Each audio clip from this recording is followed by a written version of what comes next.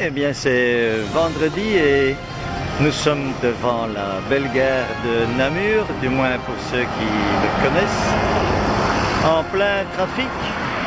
Mais ça vaut la peine quand même, parce qu'ici aujourd'hui nous sommes venus à la place d'Armes pour exprimer notre solidarité aux gens qui font la manche, puisque le bourgmestre leur a interdit pendant les mois d'été de faire la manche. Il y a déjà quelques années, ça avait été interdit sur toute la ville, et maintenant ça a changé. Or, pour nous, et surtout pour les gars qui font la manche, eh bien, sans faire la manche, il est impossible d'avoir une vie digne.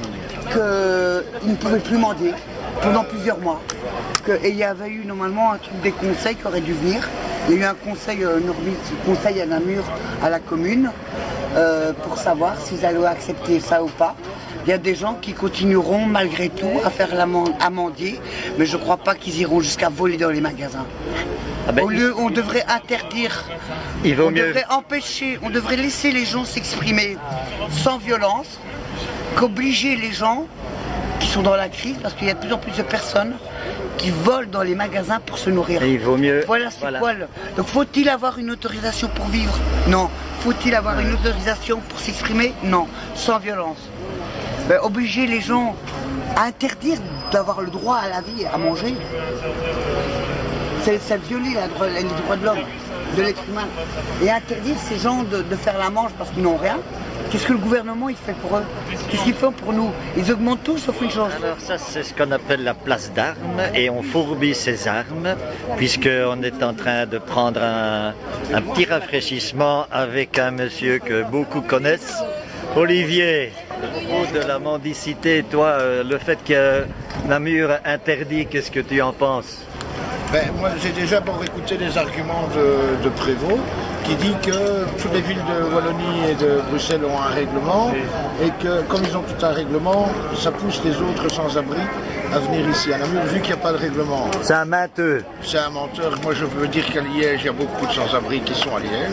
Je veux dire qu'à Charleroi, il y en a pas mal non plus, et ils sont tous à Charleroi, et qu'ici à Namur, ils ont les Namurois, et il y en a autant qu'ailleurs. Moi, je pense que d'interdire la mendicité, même d'un point de vue commercial, c'est pas intéressant pour les commerçants. En fait, la problématique dit que les commerçants sont pas trop d'accord que les gens font la manche devant le magasin.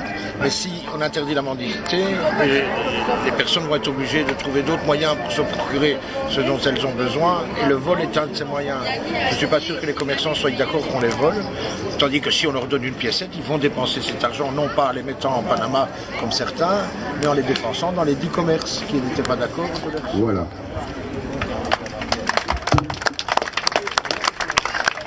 Ludwig est celui qui a organisé cette petite manifestation, et il pose la question maintenant de savoir ce qu'on va faire puisque l'abri de nuit ferme. Tiens, voilà Jean-Marie, un petit vieux qu'on connaît.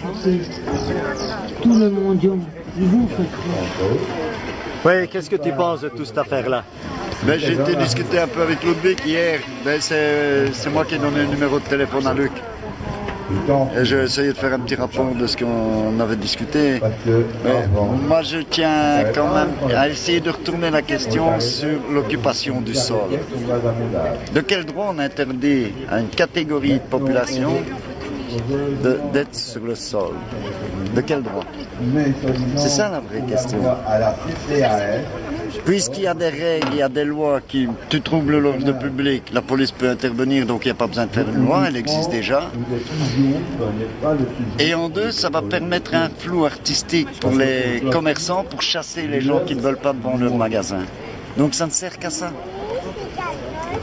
Ça a été voté, le décret communal a été voté jeudi dernier au conseil communal à 9h15, 9h20 plus ou moins. Depuis lors, on nous a dit qu'on allait devoir partir, mais on n'a pas la réglementation, on n'a pas l'explication, on n'a pas le détail exact, on n'a pas... Or, je ne sais pas combien nous sommes sur Namur, estimons que nous sommes une centaine, 150, 200, je crois que le chiffre est un peu sous-estimé. Nous sommes quand même une sacrée bande d'utilisateurs urbains qui avons besoin de clarifier notre activité pour les 3 prochains mois. De savoir ce interpellé par le fait qu'ici le débat et les interventions sont libres et de manière calme. Et on a interpellé directement ceux qui ont voté pour ce règlement. Et aujourd'hui, on n'a pas de réponse, alors qu'il me semble qu'au niveau démocratique, ceux qui ont pris cette mesure devraient quand même pouvoir, devant les citoyens, surtout qui sont présents aujourd'hui, pouvoir expliquer quel est le sens de cette mesure.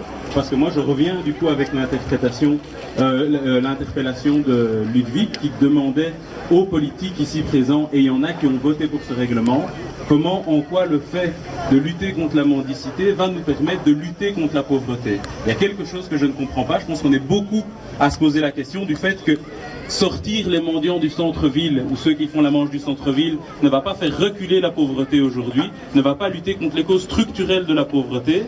Et donc du coup, comment est-ce qu'ils expliquent que cette mesure en soi va améliorer la situation de ceux qui sont concernés et va améliorer le problème global de l'interpellation de Ludwig. Madame Skelkin, expliquez-nous aujourd'hui en quoi interdire la mendicité va nous permettre de lutter contre la pauvreté. La dame en question qui vient d'être interpellée, c'est... Vas-y. Madame Skelkin, qui est juge des affaires sociales. Et donc, et tu crois qu'elle va répondre? Je ne sais pas, il faut lui demander à elle, je ne pense pas, elle n'a pas l'air de vouloir. Eh bien, la dame en question n'a pas répondu, elle a simplement dit donner rendez-vous à tous ceux qui avaient envie de la retrouver, je ne sais plus quel jour. Bienvenue à tous lundi à 9h30. Et alors, lundi, le groupe aura possibilité de rencontrer l'échevine. Bon, il n'y a rien qui va changer, hein. Mais alors nous, ce qui nous fait mal, c'est que maintenant, il y a plusieurs villes, comme Tournai aussi, qui s'y est mis, Mons, et donc il va falloir agir. Allez, ciao, salut!